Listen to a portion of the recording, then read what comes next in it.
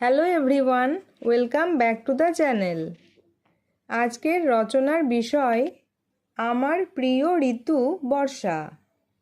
ভূমিকা: গ্রীষ্মের প্রচণ্ড দাবদাহে যখন প্রকৃতি তৃষ্ণার্ত হয়ে পড়ে, তখনই স্বস্তির বার্তা নিয়ে আসে বর্ষা ঋতু।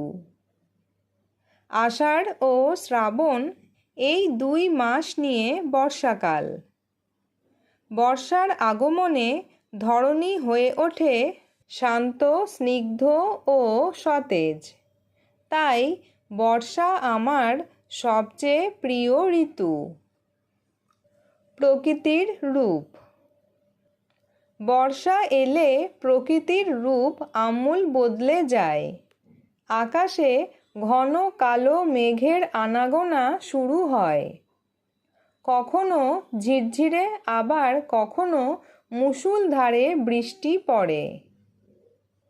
শুকনো মাঠঘাট জলে ভরে ওঠে। ধুলো মাখা গাছপালা বৃষ্টির জলে স্নান করে নতুন সজীবতা ফিরে পায়। চারদিকের সবুজ বনানী মনকে এক অপূর্ব প্রশান্তি দেয়।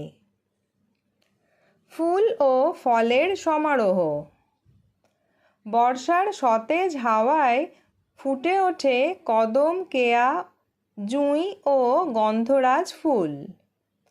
বিশেষ করে কদম ফুল ছাড়া বর্ষা যেন অপূর্ণ।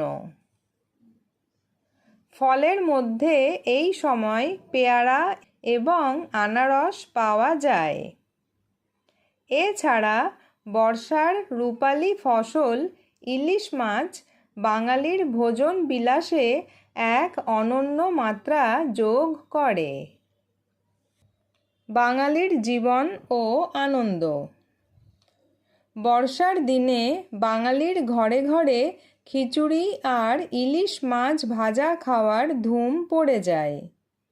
বৃষ্টির দুপুরে জানালার ধারে বসে রিমঝিম শব্দ শোনা এক অন্যরকম অনুভূতি।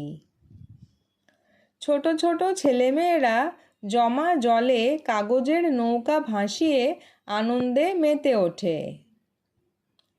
কবি ও সাহিত্যিকদের কাছে বর্ষা হলো কবিতা ও গানের অফুরন্ত উৎস। কৃষিকাজে গুরুত্ব: ভারত কৃষি প্রধান দেশ। আমাদের দেশের কৃষিকাজ প্রধানত বৃষ্টির ওপর নির্ভরশীল। বর্ষার জল পেয়ে কৃষকরা আনন্দিত মনে জমিতে ধান রোপণ করেন। বর্ষার জলেই মাঠের ফসল ফলে, যা দেশের মানুষের অন্ন যোগায়।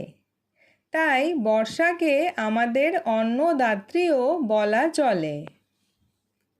কিছু অসুবিধা: বর্ষার যেমন আনন্দ আছে, একই সাথে কিছু অসুবিধাও আছে। একটানা বৃষ্টিতে রাস্তাঘাটে কাদা জমে যায়। নিচু এলাকায় জল জমে জনজীবন বিপর্যস্ত হয়ে পড়ে। রোদে কাজ করা দিনমজুরদের এই সময় খুব কষ্ট হয়। এছাড়া অতি বৃষ্টির ফলে অনেক সময় বন্যার সৃষ্টি হয়। উপসংহার: কিছু অসুবিধা থাকলেও বর্ষার প্রয়োজনীয়তা অনস্বীকার্য। বর্ষা না এলে পৃথিবী মরুভূমি হয়ে যেত। বর্ষা হলো জীবনের প্রতীক, সজীবতার প্রতীক।